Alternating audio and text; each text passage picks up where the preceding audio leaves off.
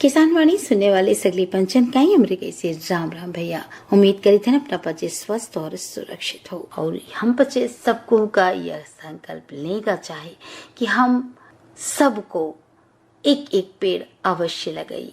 तो सबको अगर एक एक पेड़ या दो दो पेड़ लगाई हैं तो हरियाली हुई, स्वच्छ वातावरण हुई और शुद्ध हवा भी हमें देखा भैया। जीवन का बेहतर और अधिक प्राकृतिक बनावे के लाने पूरे विश्व भर में ही पर्यावरण में कुछ सकारात्मक बदलाव लाने के लाने और यह मुद्दा बहुत बड़ा मुद्दा है जिसके बारे में सभी का जागरूक अवश्य होने का चाहिए। हम किसान में नहीं आए, हम पचे तो जागरूक है आए, रोज हम पचे पौधा लगाई थे, पर जो सामान्य व्यक्ति है उनसे हाथ जोड़ के विनती है कि अपना पचे अपने घर में ही जरूर एक एक पौधा रोपी। हर घर के हर सदस्य पौधा रोपे और हरा भरा वातावरण होए।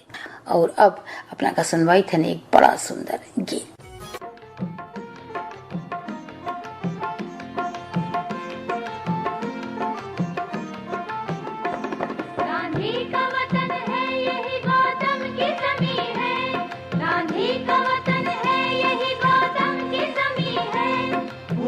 जो कोई स्वर्ग तो कह दूंगा यही है। गांधी का वतन, गांधी का वतन, गांधी का वतन, गांधी का वतन, गांधी का वतन, गांधी का वतन, गांधी का वतन।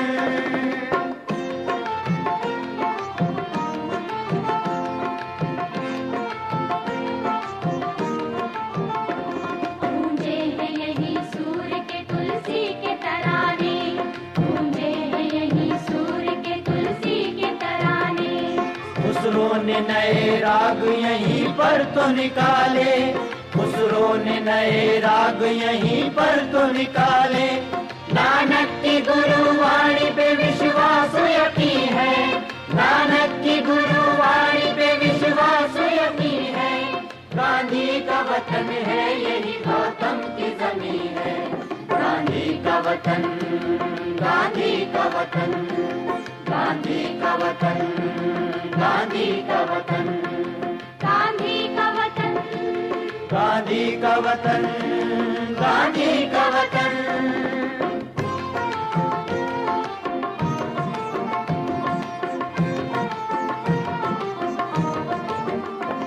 इस धरती पे मिलती है एलोरा की गुफाएं, इस धरती पे मिलती है एलोरा की गुफाएं। एक सिंध अजंता में मचलती है कलाएं, एक सिंध अजंता में मचलती है कलाएं। जमुना के किनारे पे यही ताज हंसी है, जमुना के किनारे पे यही ताज हंसी है। गांधी का वतन है यही गौतम की जमीन है। गांधी का वतन, गांधी का वतन, गांधी का वतन, गांधी का वतन, गांधी का वतन, गांधी का वतन, गांधी का वतन।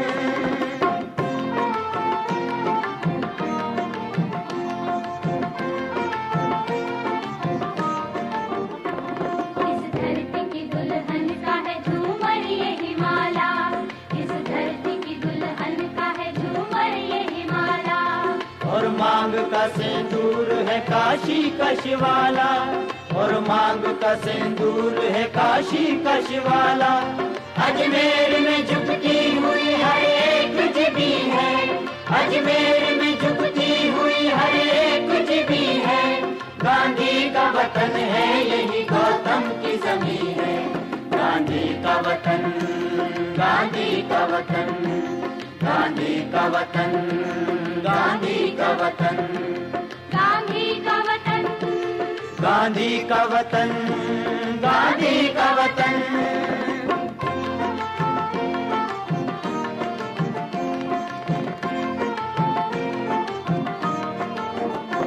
गुजरी है बड़ी वीर यहाँ झांसी की रानी, गुजरी है बड़ी वीर यहाँ झांसी की रानी। जिसने के फिरंगी से कभी हार न मानी, जिसने के फिरंगी से कभी हार न मानी। इंसानों में इस देश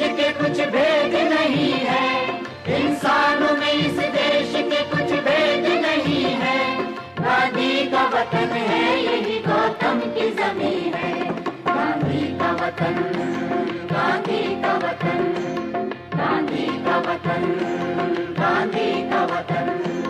गांधी का वतन है यही गौतम की जमी है, गांधी का वतन है यही गौतम की जमी है।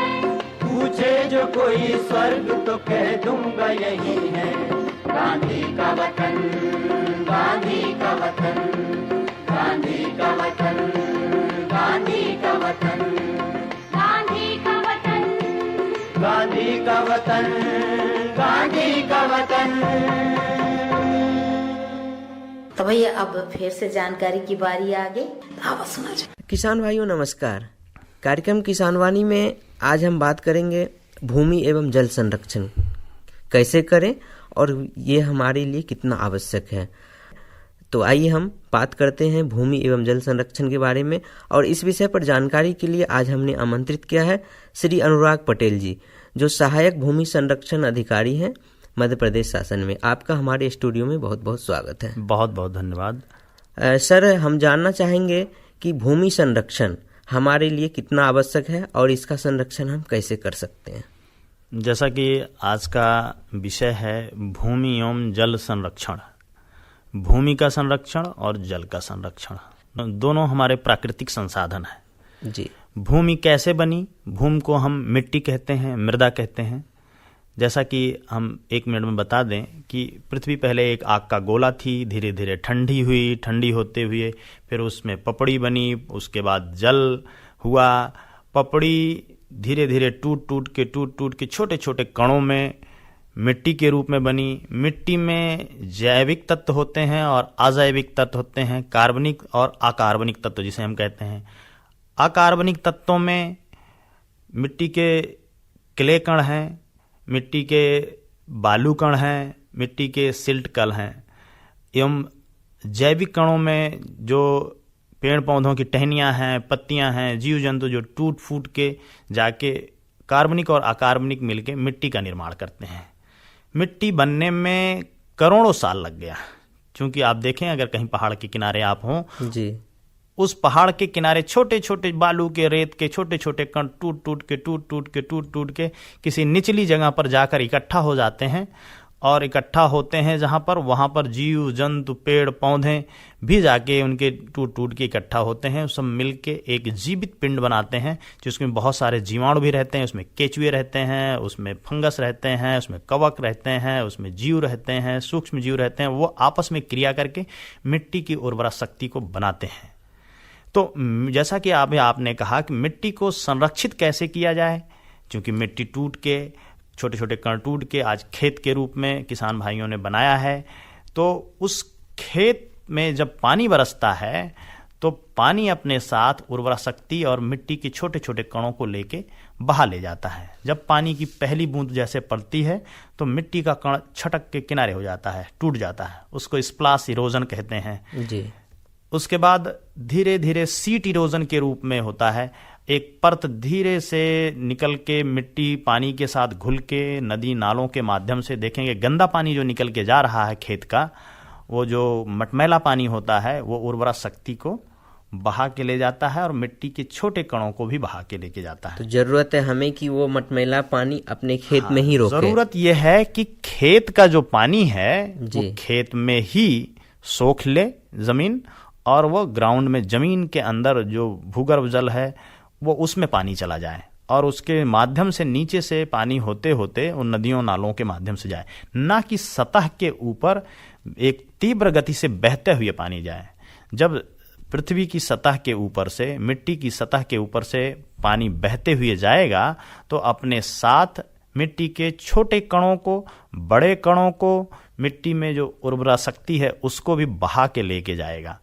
तो किसान भाइयों को अपने खेत का पानी अपने खेत में संरक्षित रखने के लिए कुछ संरचनाएं बनानी होंगी जी। जैसे गर्मी का सीजन अभी आ रहा है, किसान भाइयों को गर्मी की गहरी जुताई कर देनी चाहिए। ग्रीष्मकालीन जुताई जो है वो कई एंगल से, कई मायनों में फ़ायदेमंद होती है। एक तो जो कीटाणु जीवाणु पेड़ पौधे और खरपतवार होते हैं वो नष्ट हो जाते हैं, मिट्टी पोली हो जाती है। गहराई 6 इंच अगर मिट्टी की जुताई हो गई है तो जैसे ही पानी बरसता है, पानी खेत में ही रुका रहता है और अतिरिक्त पानी नीचे की तरफ चला जाता है, जो कि हमारे भूमि के जल स्तर को बढ़ाता है।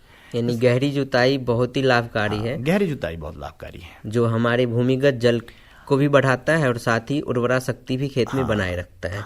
अब किसान भाइयों को क्या करना चाहिए? अगर उनकी मेड़ बंधान नहीं हुई है तो मेड़ को बांध लें, चारों तरफ मेड़ होनी चाहिए ताकि खेत खुला न रहे।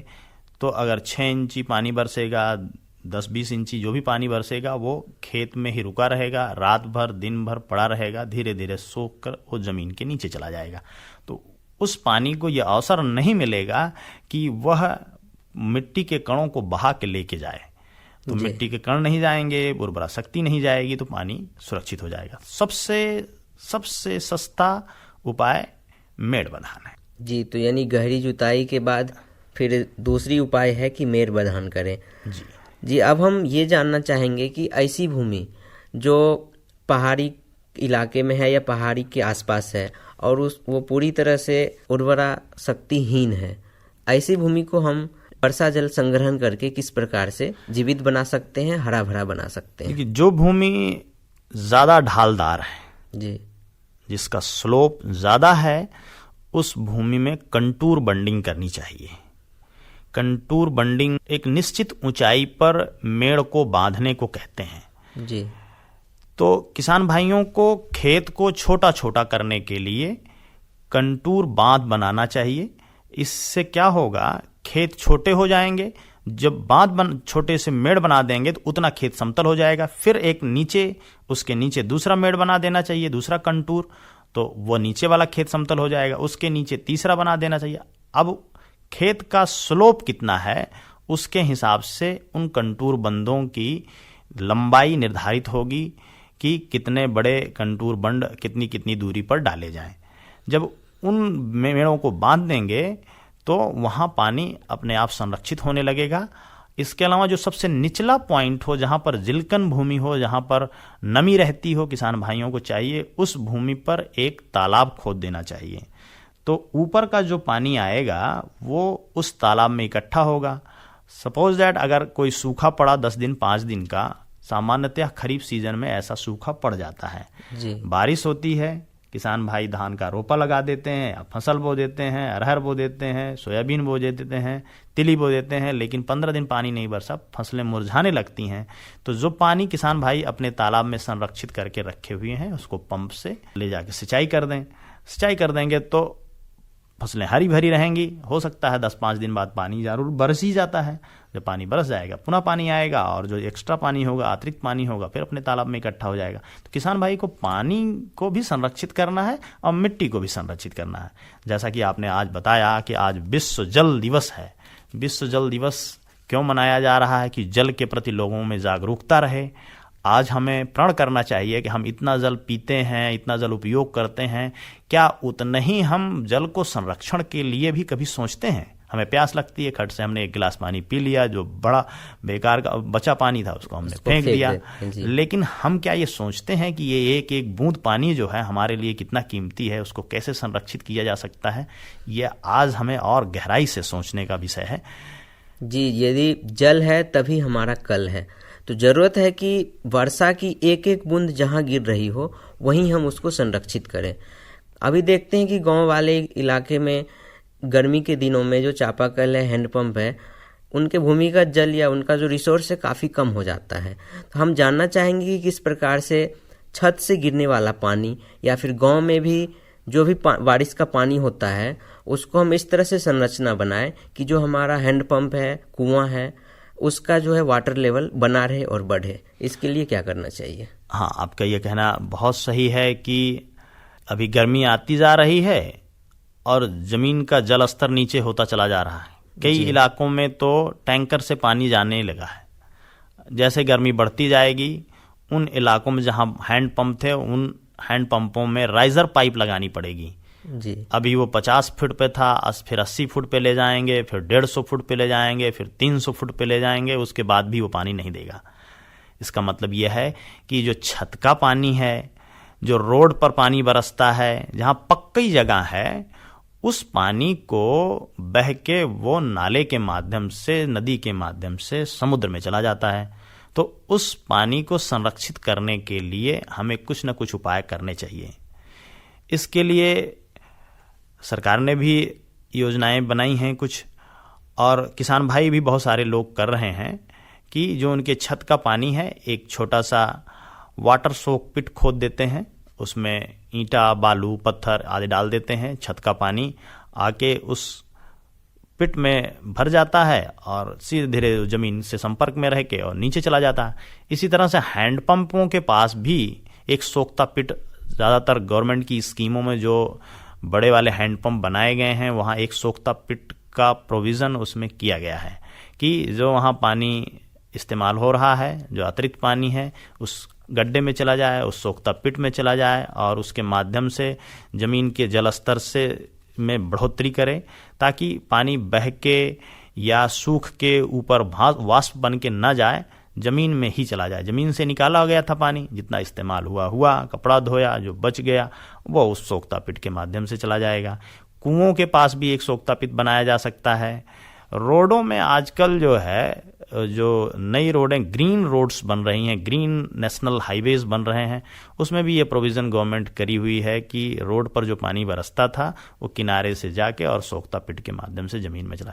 तो ये हर स्तर पर हर व्यक्ति को इसमें अपना जल संरक्षण में योगदान अगर करेगा तो खासकर शहडोल जिले में बहुत पानी बरसता है, 1200 मिलीमीटर पानी बरसता है। इस पानी को अगर हम संरक्षित कर लें तो हमारे पास पानी की कोई भी कमी नहीं रहेगी। जी, निश्चित रूप से आने वाले दिनों में बारिश का दिन होने वाला है और हमारे जितने भी सुनने वाले श्रोता हैं वो अपनी कोशिश से निश्चित रूप से वर्षा जल संरक्षण के लिए कुछ न कुछ अवश्य करेंगे। अब हम जानना चाहेंगे कि वर्षा जल संरक्षण से संबंधित जो भी उपाय हैं, इनमें शासन की क्या सहायता होती है और ये सहायता हमारे श्रोतागण किस तरह से प्राप्त कर सकते हैं? किसान भाइयों, ग्राम पंचायत विकास विभाग जो है आपके ही ग्राम में मिट्टी एवं जल को संरक्षण करने के लिए योजनाएं हैं। एक योजना है मेड़ बधान की। बहुत सारे किसान भाइयों ने मेड़ बधान अपने खेतों में कराया है। इसमें कुछ श्रम आपका या कुछ पैसा आपका लग सकता है। अगर आप अपना श्रम दे देते हैं तो पैसा आपका नहीं लगेगा और मेड़ बधान हो जाएगा। गवर्नमेंट की जो योजनाएं हैं उससे, गवर्नमेंट की स्कीम है खेत तालाब की। आपके पास खेत है, अगर आपके पास ठीक ठाक खेत है, 4 एकड़ 3 एकड़ 2 एकड़ है, जो निचली भूमि है जहाँ पर आप समझते हैं कि खेती बाड़ी अच्छी नहीं हो पा रही है, उसको कोशिश करें कि उसको तालाब में परिवर्तित कर दें। तालाब की मेड़ों पर अच्छे से फसलें भी लगा सकते हैं, अरहर लगा सकते हैं, पेड़ पौधे लगा सकते हैं। तालाब में मछली पालन करके अतिरिक्त आय अपना ले सकते हैं। तालाब में जो संचित जल होगा, जो जल आपका इकट्ठा होगा, वो सिंचाई के भी काम आएगा। इसके अलावा वह तालाब जो है इतना अच्छा होगा, इतना काम करेगा आपके लिए। एक तरफ तो ज़मीन का जलस्तर ऊंचा करेगा, दूसरे तरफ आपका ट्यूबवेल का जलस्तर भी अच्छा रहेगा। अगर वहाँ आपका कुआं है तो कुएं में भी अच्छा जलस्तर रहेगा। आसपास जीव जंतुओं के लिए अच्छा पानी रहेगा। आसपास का एरिया हरा भरा रहेगा। पूरा वहाँ का जो वातावरण है वो अपने में आप देखेंगे, एक तालाब बनाने से वातावरण ही बदल जाता है। आपकी अर्थव्यवस्था, आपकी इनकम, आपका पैसा भी बढ़ जाता है। आप उस खेत मेड़ पर तालाब के जानवर पाल सकते हैं और उन जानवरों का जो गोबर है, मूत्र है, उस तालाब में जाएगा। उससे जो है छोटे छोटे जीव पैदा होंगे जो मछलियाँ खाएंगी, मछली अच्छी सी पैदा होंगी। और तालाब का कई आयामों में आप देखें कि तालाब को केंद्र में रख के आप अपनी खेती बाड़ी और अपना जो है खेती किसानी का जीविकोपार्जन का साधन देखेंगे तो आप अपने को संपन्न बना सकेंगे। तो निश्चित रूप से जिन किसान भाइयों के पास 3-4 एकड़ की भूमि है और उसमें कुछ पार्ट जो गड्ढे में है, तो उसको तालाब में परिवर्तित करके बहुत सारी लाभ कमा सकते हैं और अपनी आर्थिक स्थिति सुदृढ़ कर सकते हैं। किसान भाइयों, हम मानते हैं कि जो जानकारी मिली है ये हमारे लिए काफ़ी उपयोगी है और आप इन जानकारी का लाभ भी उठाएंगे। आप हमारे स्टूडियो में आए श्री अनुराग पटेल जी, आपका बहुत बहुत धन्यवाद। यह जानकारी के बाद भैया अब जागरूकता फैलाने के साथ साथ पृथ्वी पर साफ और सुंदर पर्यावरण के संदर्भ में सक्रिय गतिविधियों के लाने लोगों को प्रोत्साहित और प्रेरित करें। तो उम्मीद करते हैं अपनाओ बच्चे अपने घर में जरूर पौधा रोपे हो और अपनी पृथ्वी को, अपनी धरती को सुंदर बनाए। कहीं कि तरह तरह के तरीके अपनाओ। और अब अपना का सुनवाई थने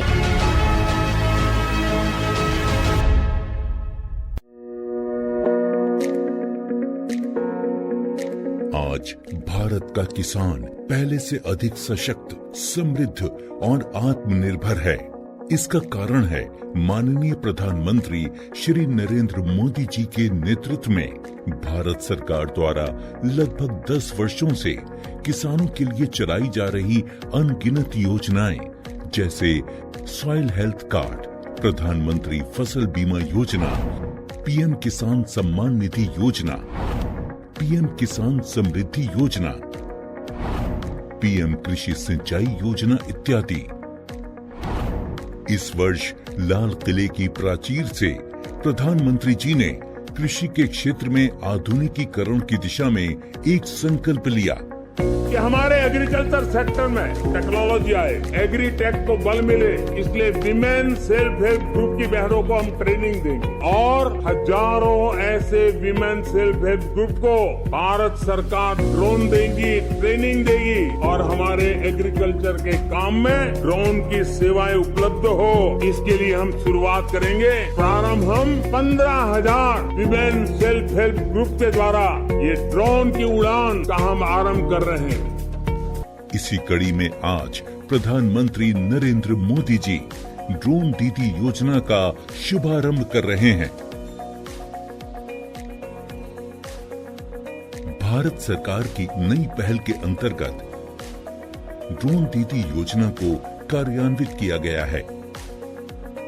ड्रोन और उसके सहायक एक्सेसरीज की खरीद के लागत का 80% या अधिकतम 8 लाख रुपए तक स्वयं सहायता समूहों को केंद्रीय वित्तीय सहायता प्रदान की जाएगी। इस क्रांतिकारी पहल से अतिरिक्त आय अर्जित करने के लिए हमारे किसान सक्षम होंगे। माननीय प्रधानमंत्री श्री नरेंद्र मोदी जी के नेतृत्व में भारत सरकार किसानों को ड्रोन के उपयोग के लिए प्रोत्साहित कर रही है। किसान ड्रोन का उपयोग कर पारंपरिक खेती के तरीकों को बदल रहा है। आधुनिक हाई रेजोल्यूशन कैमरा और उन्नत सेंसर से लैस किसान ड्रोन भारतीय कृषि क्षेत्र को नई ऊंचाइयों पर ले जाने की क्षमता रखते हैं। कीटनाशकों और उर्वरकों का छिड़काव, हवाई निगरानी, फसल और मृदा स्वास्थ्य की निगरानी, बीजारोपण, क्षतिग्रस्त फसलों का आकलन और फसल बीमा के दावों की जानकारी दे सकता है। किसान ड्रोन की उपलब्धता के लिए केंद्रीय कृषि मंत्रालय द्वारा ड्रोन की खरीद के लिए वित्तीय सहायता दी जा रही है। ड्रोन दीदी योजना को अपनाने से स्वयं सहायता समूह की महिलाओं पर व्यापक प्रभाव पड़ेगा और इनकी आय में भी वृद्धि होगी। कल तक जो हमारे किसान संसाधन के अभाव में कठिनाइयों में थे, वो अब नई तकनीक की ताकत से मजबूत हो रहे हैं और यही परिवर्तन हमारा नया भारत है, जिसकी गूंज पूरी दुनिया में सुनाई दे रही है। अब समय नहीं बचा कि और बात कही करी और अब चला जाए सगले पंचन से कीन जाए। जय जवान जय किसान।